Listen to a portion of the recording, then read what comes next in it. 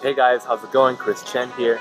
At the airport right now. I'm gonna do a quick recap of Lightbox Expo. That was such an awesome convention.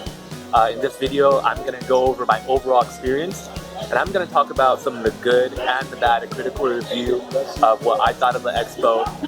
The expo was super hyped up this year. This was its inaugural year, and it got a lot of hype. And yeah, how did it go on its first year? Let's take a look. So first off, the good. The exhibit hall was really great. It wasn't too big, and the exhibitors that, like my friends who were tabling, all had a really great time. They said they made a lot of money. Like one guy I heard, he said that he made more 2 days at Lightbox Expo than the entire time at Anime Expo. And you know, Anime Expo has an attendance of 50 to 70,000 people. So definitely, if you want to be an exhibitor at Lightbox, this is a great place to be.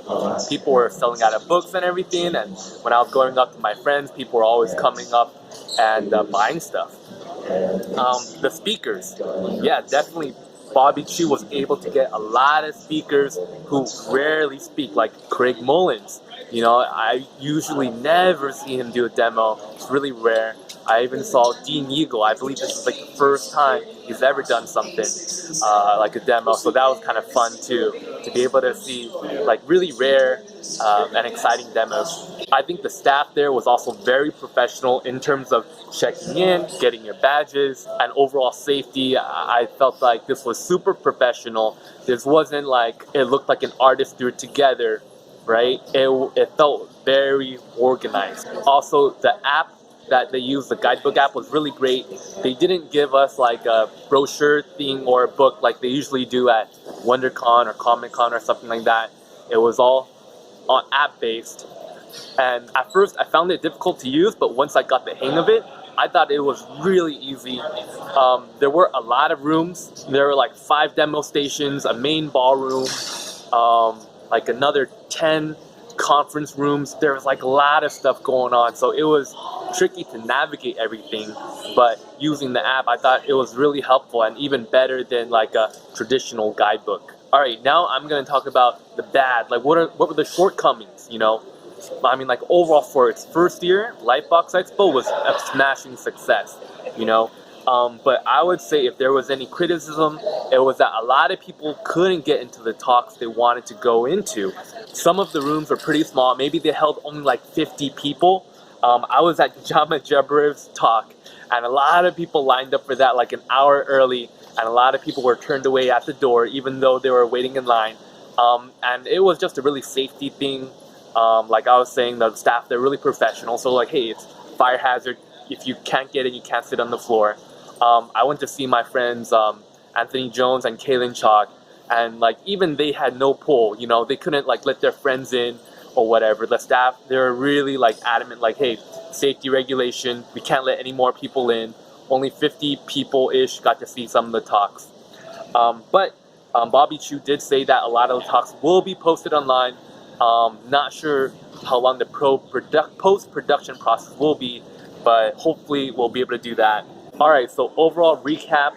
I saw about 3-4 speakers a day. If the clock was at 3 p.m., I would show up at 3 p.m. and then I realized, no, you can't get in that way. So I would show up 20 minutes before. So on Saturday, I started showing up to the talk 20 minutes before, and that was enough. So I bumped it up to an hour. And on Sunday, everyone was getting the hang of it. Everyone was showing up an hour before the talks. And it was just long wait times all around, which is why you can only see 3 or 4 speakers, because it's like an hour for the talk and an hour for the wait time. So, you know, that's about like 6 hours, plus time for the exhibit hall and lunch. I'm sorry for all the noise, background noise. And of course, you need to, you know, have some time for lunch and seeing the exhibit hall and stuff. I think another takeaway I had was to stop seeing speakers that you already know and were already familiar with. I had to be really selective with the speakers since you can only see so many a day, and a lot of the great talks, they were overlapping. And what I realized was, like, I'm a huge fan of Carla Ortiz, so I'd go to her talk. But the thing was, I've already watched a lot of her interviews online with like Schoolism and Learn Square and stuff. So when I was listening to the talk, I was like, oh yeah, I saw this piece before. Oh yeah, this is the part of the story. Like, I already knew like 50% of what she was going to say. So I didn't find that as valuable as, let's say, there was one time where I accidentally got in the wrong line. I wanted to go see Anthony Jones, and I accidentally went to this other speaker's talk instead because my friend was standing there and the line wrapped around the room. So I got in the wrong line. But when I went inside, I was like, whoa, this is cool. I was not familiar with this guy's work at all, and I just found it really refreshing. I've never heard of any of his content, and it was great. I think sometimes when you're at a conference and there's so many talks and you have you're not choosing which speaker you're gonna see, and you're going out of your comfort zone. Sometimes, I don't know, maybe you hear talk about biological sciences and concept art or whatever, or something like that. You may learn something new. But if you're choosing which talk you want to go into and just going the artist, you're kind of staying within your comfort zone. You know what I'm saying? I would say one of the MVPs of this conference, right? My favorite was Peter Mohrbacher's talk on being an indie artist, right? I think this talk has potentially the same amount of influence as Shadi's concept art was Get Dead talk he gave back at like GDC, those series of talk about the current state of concept art. Just really influential and really groundbreaking. Peter asked not to post specific numbers of some of like the numbers he was making, but taking a look at the other type of artists where you're not working for other people, right? Like Ross Tran or Sakimi Chan, you know? So instead of freelancing and making what might be $5,000 to $1,000 a week, these people might be pulling in $30,000 to $60,000 a month.